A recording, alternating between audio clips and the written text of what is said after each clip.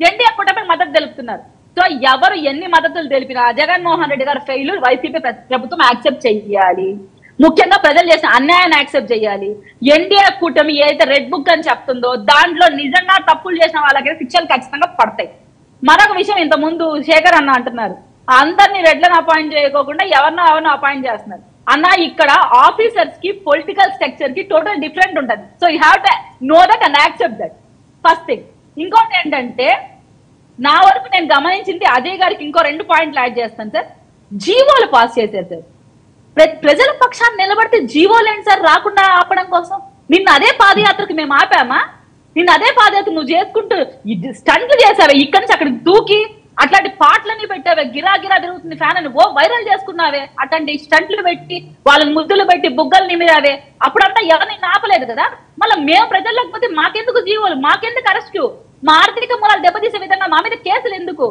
ఫ్యాక్టరీలకు మూసేపిచ్చావు, కొత్త ఫ్యాక్టరీ రానికుండా చేసావు, ఏ ఎమ్మెల్యే ఏ ఎంపీ నోరెత్త కూడా చేసావు, పవన్ కళ్యాణ్ గారిని సినిమాలు దెబ్బతీసావు, ఇండస్ట్రీని పతనం చేసావు. ఇద్దరు ఆర్జీవి శ్రీరెడ్డి ఇంకొక పోసాని కృష్ణమూర్తి తప్ప ఏ ఎమ్మెల్యే అయినా నీ గడప తొక్కగలిగాడా? ప్రజల పక్షాన మాట్లాడే ధైర్యం చేయగలిగాడా? కేవలం రబ్బర్ స్టాంపులు. మరొక విషయం, అందరి కులాలకు పెద్దపీట వేశాడండి. ఎక్కడ సార్? అమర్నాథ్ అనే వ్యక్తికి మినిస్ట్రీ ఇచ్చారు, కనీసం అతనికి ఏ రోజన్నా అవగాహన కల్పించేలాగా ఏమైనా నేర్పించాడా? లేదు నువ్వు పలానా ఇండస్ట్రీస్ కావాలి, పలానా కంట్రీస్కి వెళ్ళి వాళ్ళతో మాట్లాడు, పలానా డెలిగేట్స్ నువ్వు సంప్రదించని చెప్పాడా? గుడ్డు పెట్టలేదు, పదగలేదనే మాటలు మాట్లాడుతూ అవగాహన లేకుండా అతను ఉంటే అతన్ని కూడా రబ్బర్ స్టాంపు లాగా పెట్టాడు.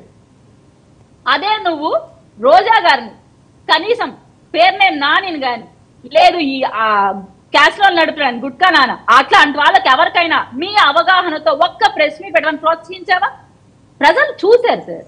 అది చేసింది ఘోరంతా పబ్లిసిటీ చేసుకుంటూ పవన్ కళ్యాణ్ గారి తిట్టడం కోసం మీరు ఎందుకు పబ్లిక్ మీట్ యూటిలైజ్ చేసుకుంటున్నారని మా డబ్బు సార్, మా డబ్బు ఇది. రోజా గారిని వదలరా ఇంకా? ఏం సార్ ఆమె ఏమైనా ఉత్తమరాలా? ఏమైనా ప్రజలను ఇబ్బంది పెట్టలేదా? ఏ రోజైనా ప్రజల పక్షాన మాట్లాడిందా సార్? నేను ఇప్పటికీ వాపోతున్నాను ఆమె ఇంటి ముందర రోడ్ లేదని. Till now I'm fighting for that. ఎందుకు సార్ రోడ్ లేదు వాళ్ళ ఇంటి ముందర? మీరు మినిస్టర్ సార్, ఎమ్మెల్యే సార్, మా బోటోలో ఎందుకు వాళ్ళ ఇంటికి వెళ్తుంటారా? మీరు రెగ్యులర్ గా నగరం వెళ్తుంటారా వాళ్ళ ఇంటికి? అంటే వాళ్ళ ఇంటికి వెళ్తేనే రోడ్ చూడాలా? ఆ రోడ్ మీద వెళ్తే చూడకూడదా? లేదా ఆ స్థానికులు మాకు కంప్లైంట్ ఇచ్చి తెలియకూడదా? ఉన్నారండి నగరంలో ఉన్నారు ఆవిడ? ఉండాలి సార్. ఆమె ఎందుకు ఉంటది? ఆమెకు ప్యాలెస్లు ఉన్నాయి. మా అలాగే నమ్మిరామనా ఇంట్లో ఉండి ప్రజల పక్షాన్ని నిలబడ్డానికి? కోటేశ్వర్లు వాళ్ళు ప్రజల పక్షాన్ని నిలబడతారు, జగన్మోహన్ రెడ్డి గారు వెనక నిలబడతారు సార్. నేను ఒకటే చెప్తున్నాను, పతనమైన పార్టీ వాళ్ళ లోపాలను తెలుసుకోవాలి కానీ ఎన్డీఏ కూటమి మీద పడి ఏడిస్తే ఏమీ జరగదు. నేను శేఖర్ రెడ్డి అన్న ఒకటే అడుగుతున్నా, ఇప్పటికి కూడా మీ పులివెందల ఎమ్మెల్యేకి ఎందుకు ధైర్యం రావట్లేదు అసెంబ్లీకి రావడానికి? నిజంగా ప్రజల పక్షాన నాయకుడు కదా, ఎందుకు రావట్లేదు ధైర్యం?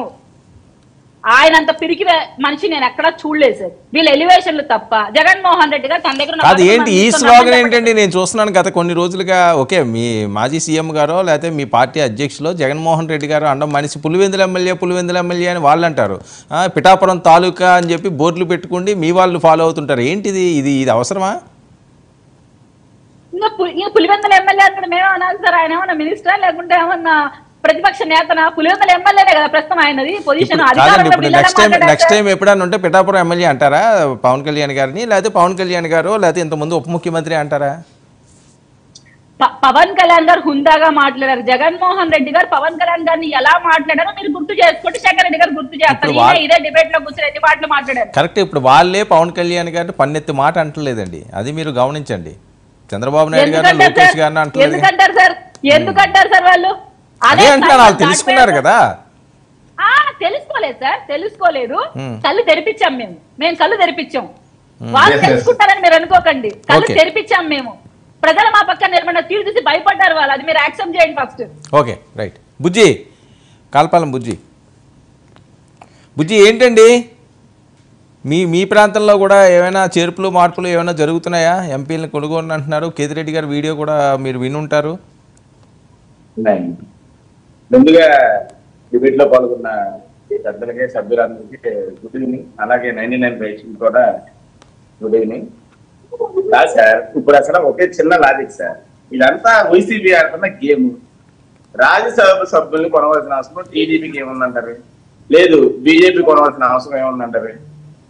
లేకపోతే మేము డైరెక్ట్ గా మేము అమ్ముడు పోతాకి రెడీగా ఉన్నాము కాబట్టి మమ్మల్ని కొనుక్కోండి అని బేరం పెట్టారా అనేది నాకు డౌట్ వస్తుంది సార్ వైసీపీ పార్టీ. ఎందుకంటే ఇవాళ సాక్షి పేపర్లోనే అది రావడం